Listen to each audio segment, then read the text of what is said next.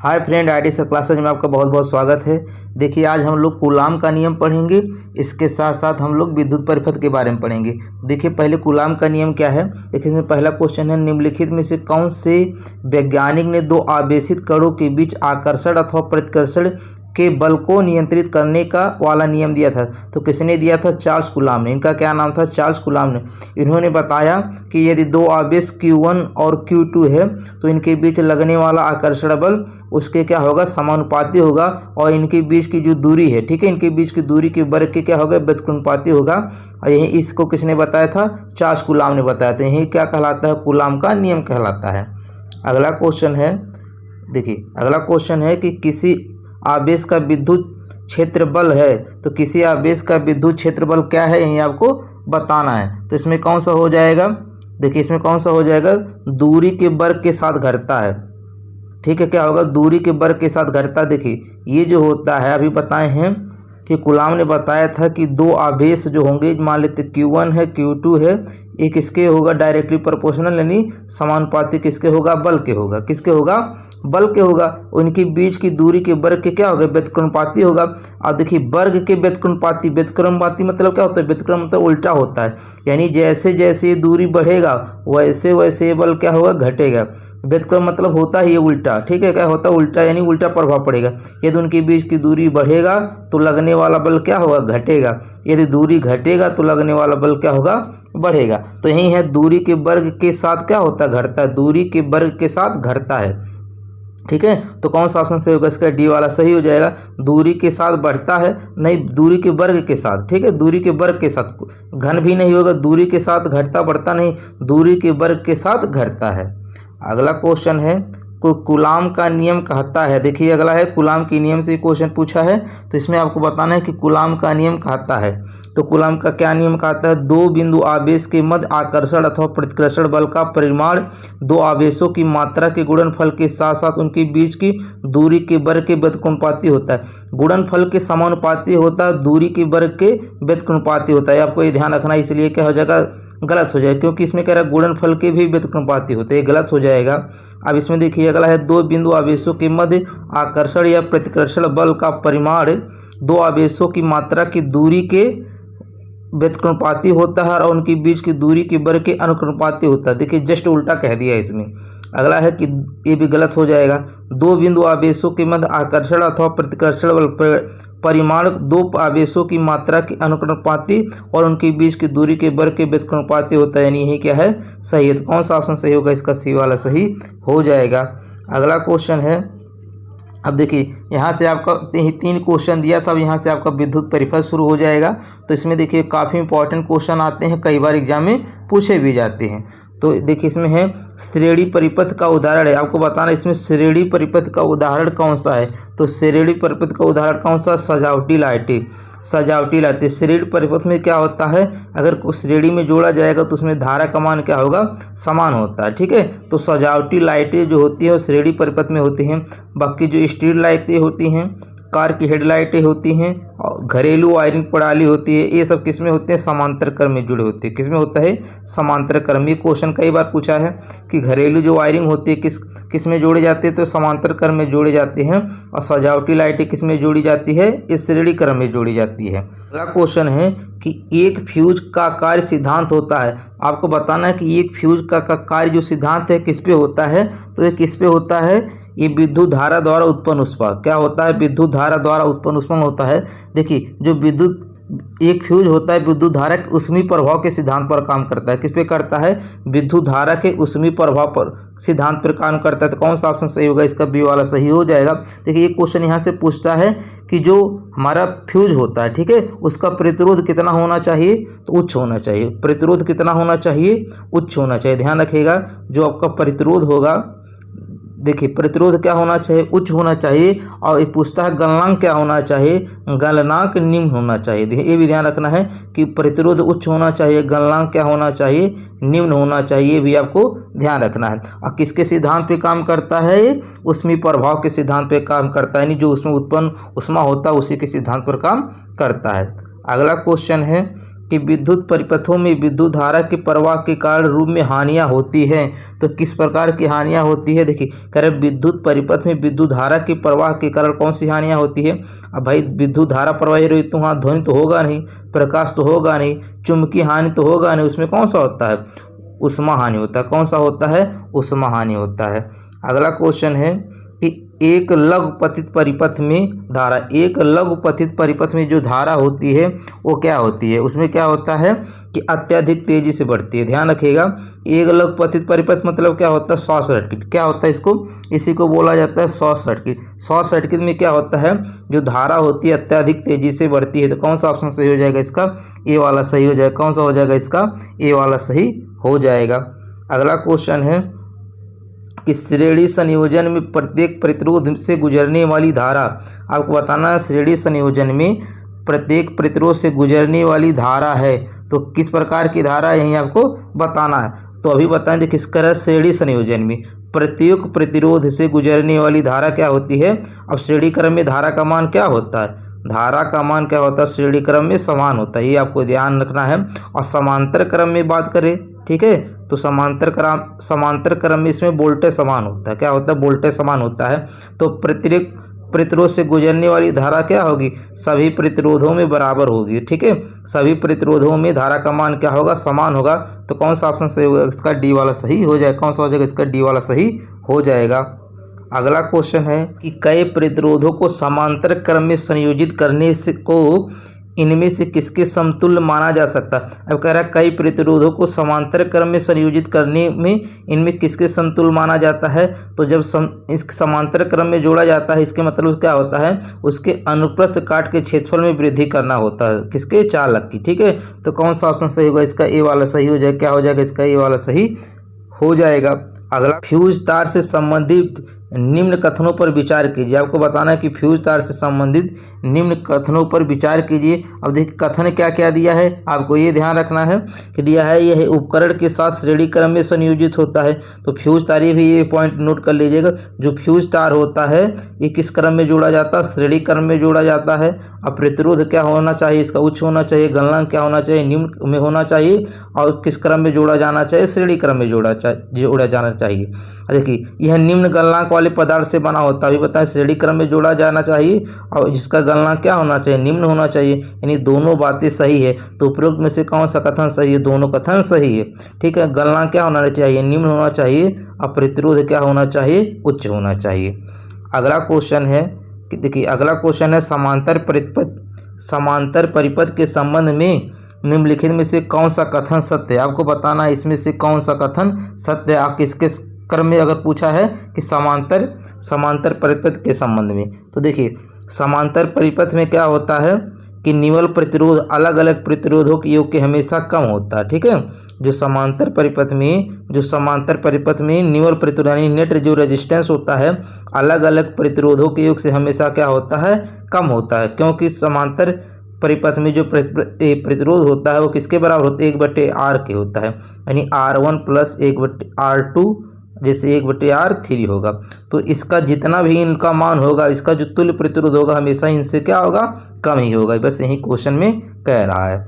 अगला क्वेश्चन है कि फ्यूज के रूप में प्रयुक्त तंतु से अत्यधिक धारा प्रवाहित होने पर वह, तो अत्यधिक धारा प्रवाहित होगा तो उसमें क्या हो जाएगा, गल जाएगा। ठीक है, अत्यधिक धारा प्रवाहित होता है तो उसमें क्या हो जाता है, गल जाता है। अगला क्वेश्चन है कि त्योहारों के समय भवनों में लगाई जाने वाली लाइटें, झालर, अभी ये क्वेश्चन पढ़े हैं कि का उदाहरण है, तो ये किसका उदाहरण है आपको बताना है। तो देखिए अभी पढ़े हैं ना, किसका होता है, श्रेणी परिपथ का उदाहरण होता है। किसका होता है, श्रेणी परिपथ का उदाहरण होता है। किसका होता है, श्रेणी परिपथ का उदाहरण होता है। अगला क्वेश्चन है कि विद्युत पारेषण लाइनों के लिए इनमें से प्रमुखतः किस पदार्थ का उपयोग किया जाता है। तो किसका किया जाता है, तांबा का किया जाता है और एल्युमिनियम का किया जाता है। तो किसका हो जाएगा यहाँ पर, तांबा वाला सही हो जाएगा। कौन सा हो जाएगा, इसमें तांबा वाला सही हो जाएगा। अगला क्वेश्चन है, देखिए अगला क्वेश्चन से पहले दोस्तों आपसे रिक्वेस्ट है, यदि आप चैनल पे न्यू हैं तो प्लीज़ चैनल को सब्सक्राइब जरूर कर दीजिएगा। वीडियो आपको अच्छा लगेगा तो लाइक कमेंट करके फीडबैक जरूर दीजिएगा। दोस्तों लाइक और कमेंट आप लोग बहुत कम कर रहे हैं। देखिए लाइक करना भाई और कमेंट करना ये तो फ्री कास्ट होता है, कम से कम लाइक तो जरूर कर दीजिए। ठीक है। देखिए यह है विद्युत परिपथ में की गति से विद्युत धारा बनती है। तो विद्युत परिपथ में किसकी गति से विद्युत धारा प्रवाहित होती है? इलेक्ट्रॉन की। ठीक है, किसके हो जाएगा? इलेक्ट्रॉन की गति के कारण ही क्या होता है? विद्युत धारा बनती है। तो कौन सा ऑप्शन सही हो जाएगा? इसका ए वाला सही हो जाएगा। अगला क्वेश्चन है कि विद्युत वाहक बल एफ ई, देखिए इसी तरह चिन्ह बनता है एप्सिलॉन, इसको बोला जाता है, के बराबर होता है। तो किसके बराबर होता है? ये W/Q के बराबर होता है। किसके बराबर? W/Q के होता है। ठीक है, तो कौन सा ऑप्शन सही होगा? इसका बी वाला सही हो जाएगा। अगला क्वेश्चन है किसी परिपथ में विद्युत प्रवाह किसके द्वारा संभव होता है? तो किसी परिपथ में जो विद्युत प्रवाह होता है वो किसके द्वारा संभव होता है? ये किसके द्वारा होता है? इलेक्ट्रॉनों की गति के कारण। किसके द्वारा होता है? इलेक्ट्रॉनों की गति के कारण। देखिए अभी इसी तरह का क्वेश्चन ALP टेक्नीशियन में पूछा, इसी के पहले देखे थे उसमें ग्रुप डी में पूछा था। अगला क्वेश्चन है कि आरेख क्या प्रदर्शित करता है? आपको बताना है इसमें आरेख क्या प्रदर्शित करता है। कह रहा बंद परिपथ में। तो देखिए यहाँ पर खुला हुआ है, यहाँ पर भी खुला हुआ है, तो बंद परिपथ वाला तो ऐसे कट जाएगा। खुले परिपथ में प्रोटॉन की यादृच्छिक गति दिखा रहा है, तो इसमें प्रोटॉन की गति नहीं होता, इलेक्ट्रॉन की गति होता है। तो कौन सा ऑप्शन सही हो जाएगा? यानी खुले परिपथ में इलेक्ट्रॉनों की यादृच्छिक गति हो जाएगा। तो कौन सा हो जाएगा? इसका डी वाला सही हो जाएगा। अगला क्वेश्चन है कि वोल्टेज को स्थिर रखते हुए यदि अधिक लैंपों को एक श्रेणी परिपथ में जोड़ा जाता है तो परिपथ में कुल धारा होगी। तो इसमें देखिए कुल धारा कितनी हो जाएगी? ये घट जाएगी। क्या हो जाएगी? घट जाएगी। क्या हो जाएगी? ये घट जाएगी। तो कौन सा ऑप्शन सही होगा? इसका बी वाला सही हो जाएगा। कौन सा हो जाएगा? अब देखिए इसमें कहा है कि वोल्टेज को स्थिर रखते हुए, अगर वोल्टेज को स्थिर रखेंगे, ठीक है, वोल्टेज को स्थिर रखते हुए यदि अधिक लैंपों को श्रेणी क्रम में जोड़ा जाता है तो परिपथ में जो कुल धारा है वो क्या होगी? हमेशा घट जाएगी। क्या होगी? घट जाएगी। तो कौन सा ऑप्शन सही होगा? इसका बी वाला सही हो जाएगा।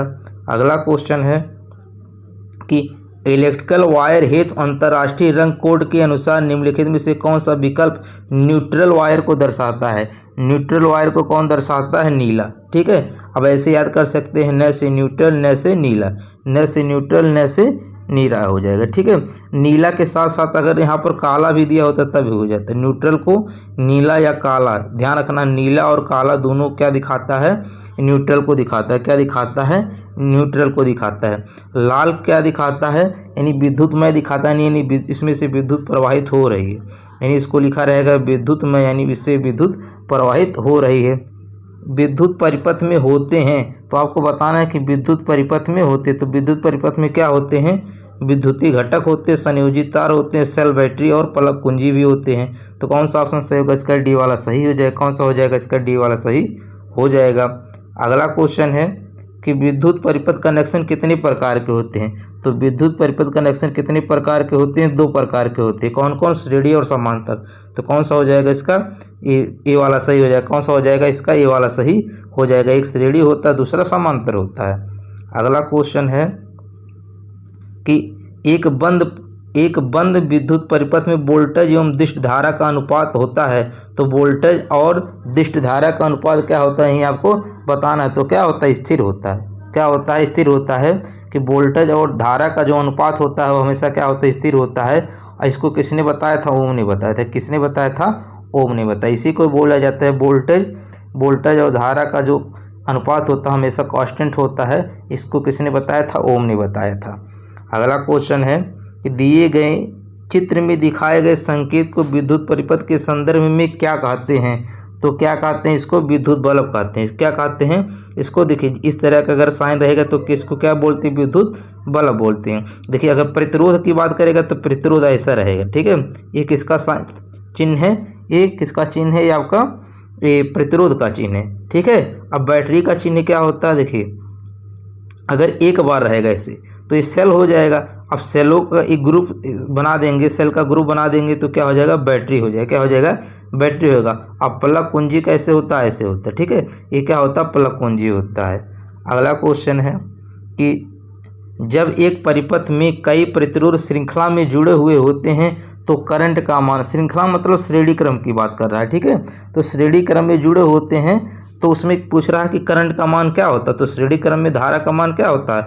एक बराबर होता है, एक ही रहता है। और देख इसको आपको ध्यान रखना है कि श्रेणी क्रम में, ठीक है, श्रेणी क्रम में धारा का मान क्या होता है? समान होता है। इसको आपको याद रखना है। अगला क्वेश्चन है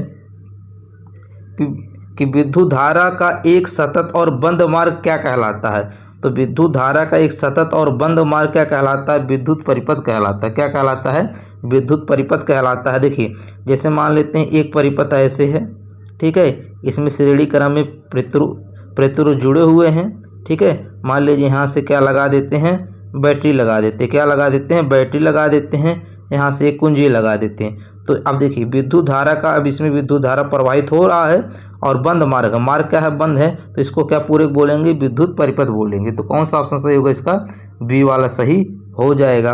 अगला क्वेश्चन है कि ऐसे वायर जो घरों में बिजली संचालित करते हैं उसमें की कोटिंग की जाती है, ठीक है। ऐसे वायर जो घरों में बिजली संचालित करते हैं उसमें की कोटिंग की जाती है, किसकी की जाती है, पॉलीविनाइल क्लोराइड का की जाती है। किसकी कोटिंग की जाती है, पॉलीविनाइल क्लोराइड की जाती है। अगला क्वेश्चन है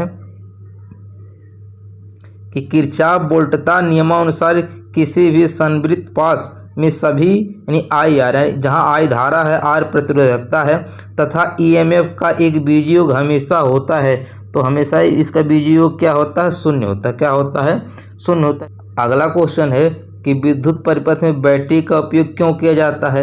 तो विद्युत परिपथ में बैटरी का उपयोग किस लिए किया जाता है, वोल्टेज के लिए, यानी विभवांतर उत्पन्न करने के लिए, ठीक है। तो कौन सा ऑप्शन सही होगा, इसका सी वाला सही हो जाएगा। अगला क्वेश्चन है इनमें से कौन सा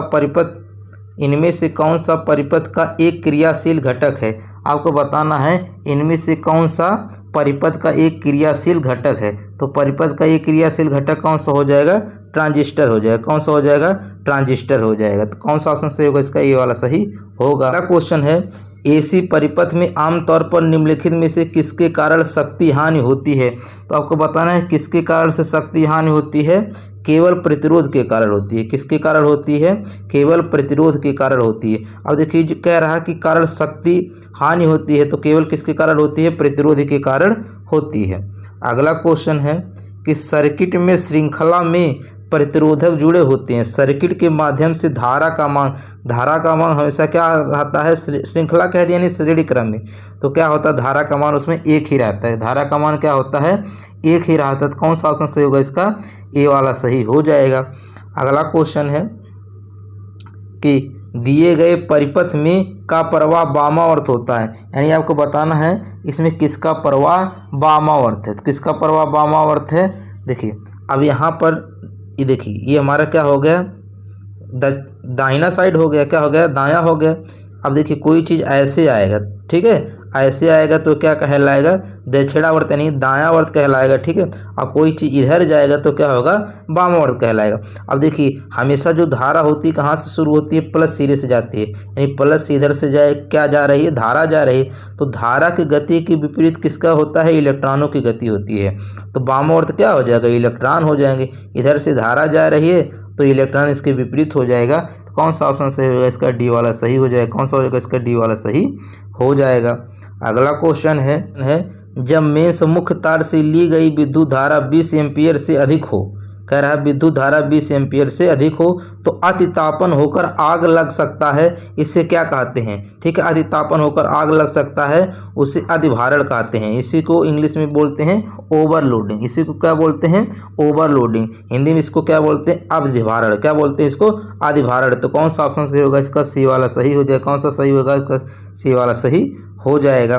अगला क्वेश्चन है कि परिपथ में विद्युत प्रवाहित होने का केवल एक मार्ग होता है। परिपथ में विद्युत प्रवाहित होने का केवल एक मार्ग होता है, तो किस में होता है, श्रेणी क्रम में, ठीक है। श्रेणी क्रम में एक ही मार्ग होता है। देखिए जैसे हम कोई सर्किट बना दे रहे हैं, देखिए ये दो प्रतिरोध श्रेणी क्रम में जुड़े हुए हैं, ठीक है। अब मान लेते हैं यहाँ कुंजी लगा देते हैं, यहाँ से बैटरी लगा देते हैं, तो यही वाला इसमें जाएगा, वहीं वाला धारा एक जाएगा, तो यही क्या होगा, ये श्रेणी क्रम हो जाएगा। समांतर क्रम में देखिए जैसे एक यहाँ जोड़ देते हैं, एक यहाँ जोड़ देते हैं, मान लीजिए प्रतिरोध बना रहे हैं, ऐसे ही है, ठीक है। तो देखिए इसमें अलग रास्ता होगा, इसमें अलग रास्ता होगा, इसमें अलग रास्ता हो जाएगा, तो समांतर क्रम हो जाएगा।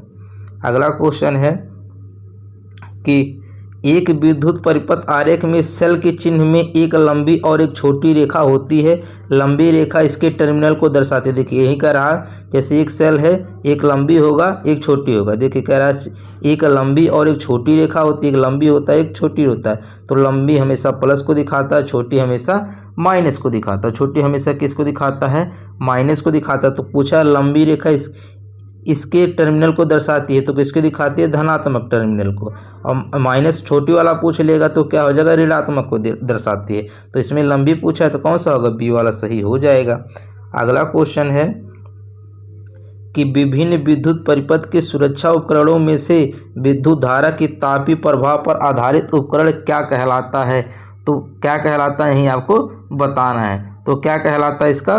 फ्यूज कहलाता है। क्या कहलाता है? फ्यूज कहलाता है। देखिए क्वेश्चन को ध्यान से समझना है कि विभिन्न विद्युत परिपथ के सुरक्षा उपकरणों में से, ठीक है, सुरक्षा उपकरणों में से विद्युत धारा के तापीय प्रभाव पर, अभी पढ़े ना कि ऊष्मीय प्रभाव पर कौन आधारित होता है? फ्यूज होता है। ठीक है, कौन होता है? फ्यूज काम करता है। ठीक है, और सुरक्षा के दृष्टि से इसको लगाया जाता है तो कौन सा हो जाएगा? इसका फ्यूज वाला सही हो जाएगा। अगला क्वेश्चन है कि किसी समांतर परिपथ में यदि किसी खराबी के कारण एक विद्युतीय उपकरण कार्य करना बंद कर दे तो सभी अन्य विद्युतीकरण उपकरण, ठीक है, तो क्या हो जाएंगे? समान रूप से कार्य करते रहेंगे। ध्यान दीजिएगा, इसमें क्वेश्चन में कहा है कि यदि समांतर परिपथ में, तो समांतर परिपथ में क्या होता है? धारा का मान सब में अलग अलग होता है। जैसे मान लीजिए इधर एक ए जोड़ा गया है, ठीक है, अलग अलग 3 प्रतिरोध जोड़े गए हैं किसमें? समांतर क्रम में। तो इसमें धारा का मान अलग होगा, इसमें धारा का मान अलग होगा, इसमें धारा का मान अलग होगा। अब देखिए कह रहा है किसी खराबी के कारण एक विद्युतीय उपकरण कार्य करना बंद कर दे। मान लेते हैं ये बंद करेगा, तब भी अगर ये बंद कर देगा इन दोनों तो धारा आ रही तो दोनों काम करेगा कि नहीं? तो कह रहा तो सभी अन्य जो अन्य बचे हैं विद्युतीय उपकरण वो क्या करेंगे? समान रूप से कार्य करते रहेंगे। तो कौन सा ऑप्शन सही होगा? इसका सी वाला सही हो जाएगा। अगला क्वेश्चन है, देखिए एक सर्किट आरेख में दिए गए प्रतीक का उपयोग इस प्रकार किया जाता है। तो देखिए ये किसका प्रतीक होता है? प्रतिरोध का होता है, यानी प्रतिरोध का एक प्रतिरोधी आर। तो कौन सा ऑप्शन सही होगा? इसका डी वाला सही हो जाएगा। कौन सा हो जाएगा? इसका डी वाला सही हो जाएगा। कौन सा हो जाएगा? इसका डी वाला सही हो जाएगा।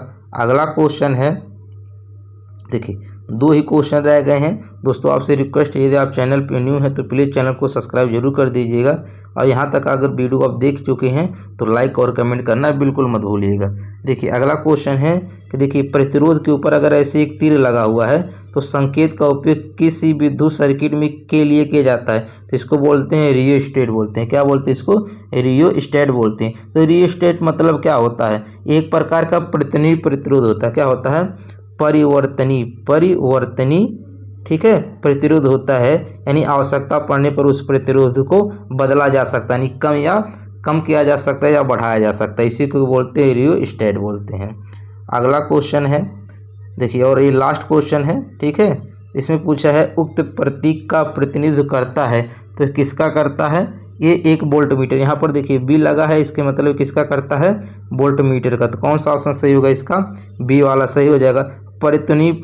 परिवर्तनीय प्रतिरोध या धारा नियंत्रक, इसी को क्या बोलते हैं? देखिए परिवर्तनीय प्रतिरोध को धारा नियंत्रक बोलते हैं। तो अभी पढ़े हैं ना, इसका क्या प्रतीक होता है? एक आपका प्रतिरोध बना रहेगा, इसी के ऊपर ऐसे एक आपको एरो लगा देना है, ठीक है। अब प्रतिरोध आर का एक प्रतिरोध का ऐसे होता है चिन्ह, ठीक है। तो कौन सा ऑप्शन इसका सही हो जाएगा? इसका बी वाला सही हो जाएगा। मिलते हैं नेक्स्ट वीडियो में, तब तक के लिए धन्यवाद।